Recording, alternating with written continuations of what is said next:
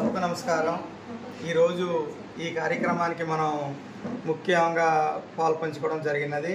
అయితే దీనికి మనకు సంబంధించి పోయిన సంవత్సరంలో ఆదికర్మయోగికి సంబంధించి కూడా ఈ ప్రోగ్రాం మనం కండక్ట్ చేసాం.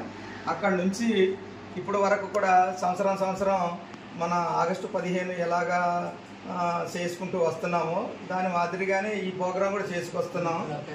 దానికి కారణం ఏమిటంటే ఈ ఈ వ్యక్తి ట్రైబ్ ఎక్కడో మారుమూల ప్రాంతంలో పుట్టిన జార్ఖండ్ ఏరియాలో పుట్టినటువంటి వ్యక్తి ఆ రోజు మన తెల్లదొరలతోటి పాటు ఫైట్ చేసినటువంటి గనుడు ఆ వ్యక్తి.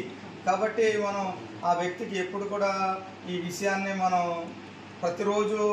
ప్రతి సంవత్సరం పండగలకు తను చేసినటువంటి సేవలు కూడా మనకు అదే విధంగా అంకితంగా మనం భావించుకోవాలి.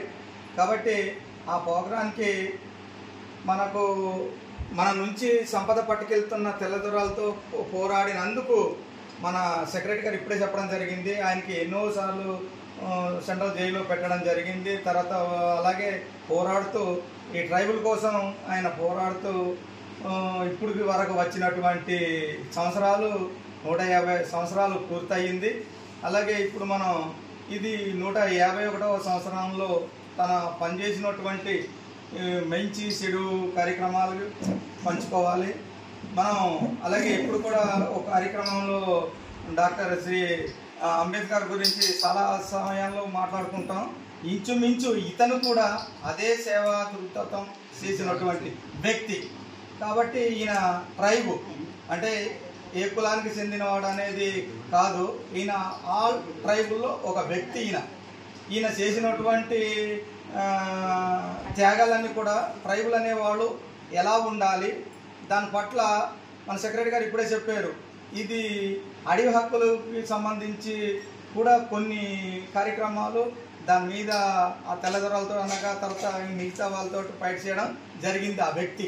ఆ కార్యక్రమాల్లో కూడా మొట్టమొదటి వ్యక్తిగా ఈయన ఉన్నారు. కాబట్టి ఇలాంటి కార్యక్రమాలు మనం మళ్ళీ మరవకుండా మన కోసం ఇంత చేసిన వ్యక్తికి మనం ఈరోజు డేట్ ఎంత అమ్మేవాళ్ళం 15 కార్యక్రమం. కాబట్టి మనం ఇలాంటి మహోన్నతమైన వ్యక్తి ఆ రోజు ఆయన తనకు తానుగా ఉంటే ఆయన సార్లు జైలుకి వెళ్ళేవారు కాదు, ఆ తెల్లదొరలతోటి హింస పడేవాళ్ళు కాదు. మనకెందుకులే అనుకుంటే ఆయనకు అంత అవసరం లేదు. మనం కాపాడుకోవాలని ఈ సభాముఖంగా మీ అందరికీ మరొకసారి ధన్యవాదాలు తెలుపుతూ ముగిస్తున్నాను.